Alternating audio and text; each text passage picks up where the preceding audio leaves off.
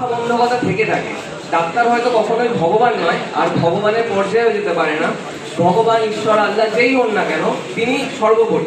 কিন্তু ডাক্তারদের একটাই সেই জায়গা থাকে যেখানে ডাক্তার পেশেন্টকে সেই জিনিসটা দিতে পারে, বা সেই সান্ত্বনা বা সেই প্রতিশ্রুতিটা দিতে পারে যে হ্যাঁ আপনি বাঁচবেন এখন।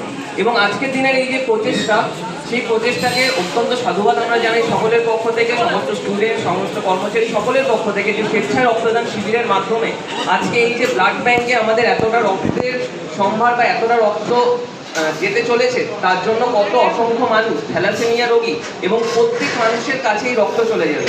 রক্তের কোনো রং ধর্ম কিছু হয় না।